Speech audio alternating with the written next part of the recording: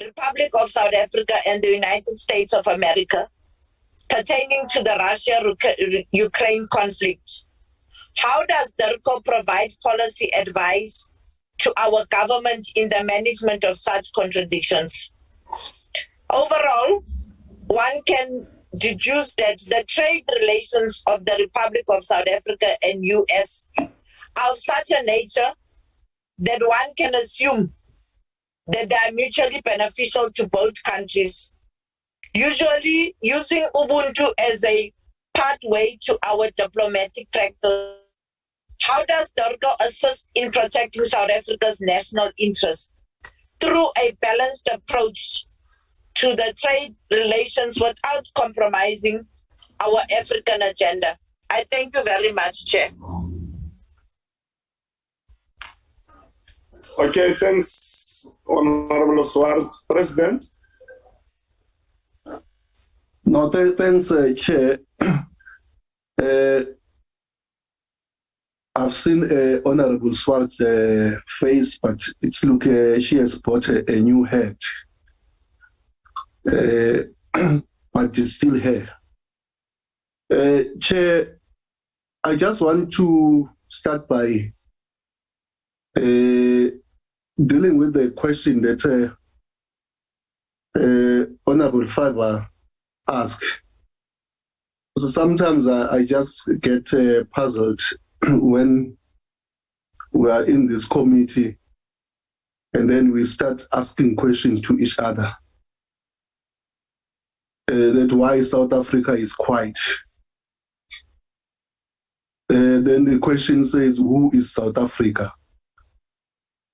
Honorable Fiber is South Africa, I'm South Africa. So I think some of the questions may be better answered by the one who's asking it. So I don't believe that South Africa is quiet. South Africa is speaking through its policy direction, which is informed by the legislation and also the policy decisions of the government. So this so-called quietness, I don't understand it. So, Chair, one thing I understand, I accept the presentation is good, but what I understand with America is that it doesn't matter which president is elected there, whether it's a black president, the form of Obama, it's a white president, yellow president, or brown president. The system that dictates their own policy direction, particularly when it comes to relations with other neighboring countries or countries of the world, and also when it deals with the issue of trade relations. So I am not as much excited, Chairperson, with that there is engagement between our government at a high level, between US. I will start to be happy, Chair, when I see this kind of engagement. It's nice to sit in the table with those who are privileged and you're part of the elites. But the issue is that what do you benefit on behalf of your people or on behalf of your country out of those sitting around the dinner table and discuss issues and hug each other and smile and all those things? Chair, we are faced with serious problems domestically here in South Africa. The issue of tribal challenges is still with us and is deepening.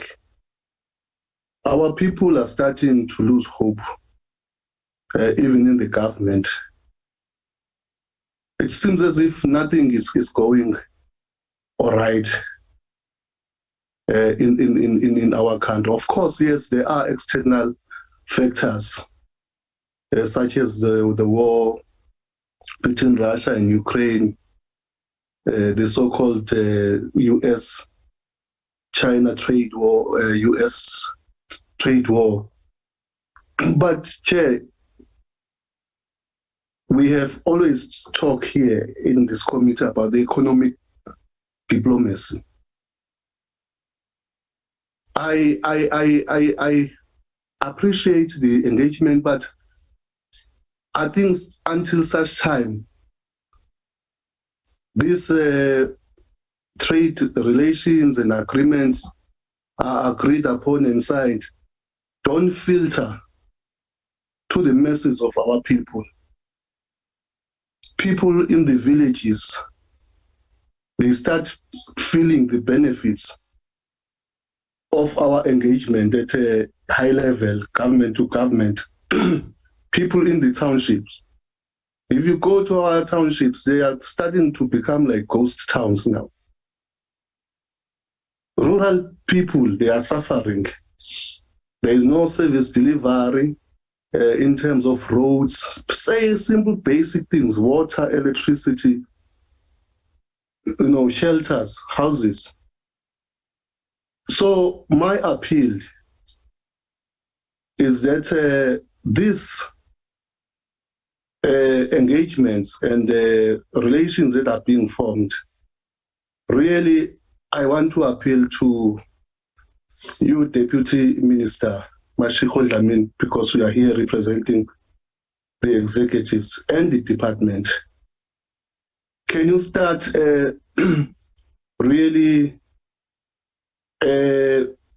prioritize these issues that we are saying, that at the end of the day, make sure that whoever is representing us there, the president or the minister, but you as the department, you are going to make sure that these things, because it's easy, as a committee, we can talk these big languages and we understand because we happen to be privileged, maybe to be exposed to understanding international politics.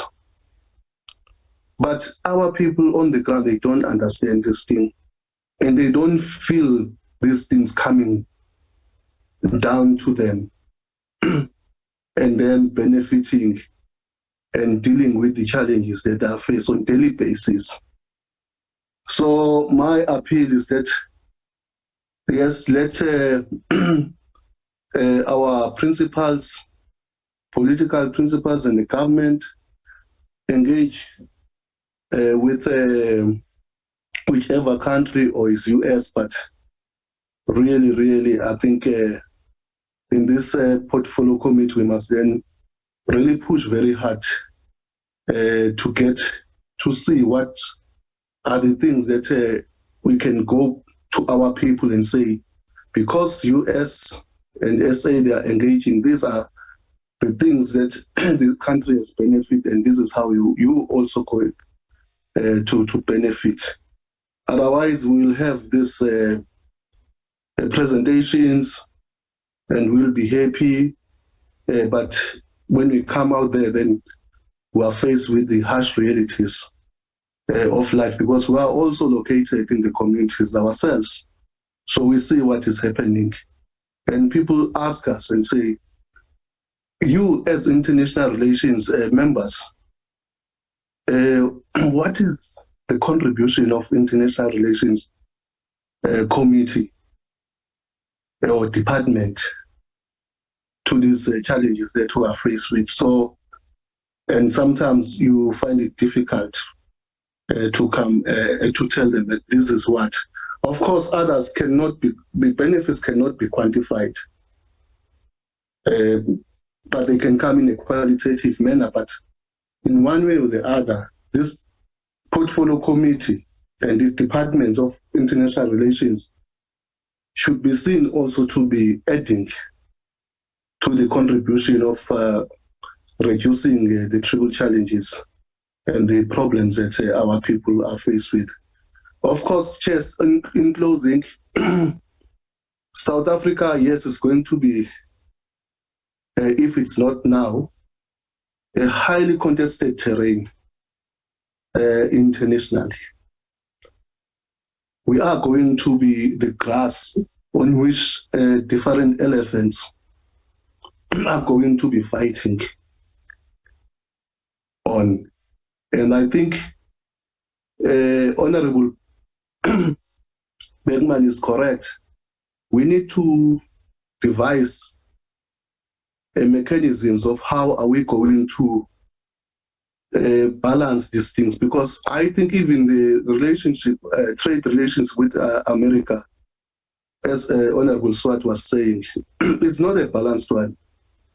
I think we must move now to a level where it's Goliath and Goliath who are sitting in the table and they are negotiating. As it stands now, I think it's a David Goliath a scenario that we are faced with.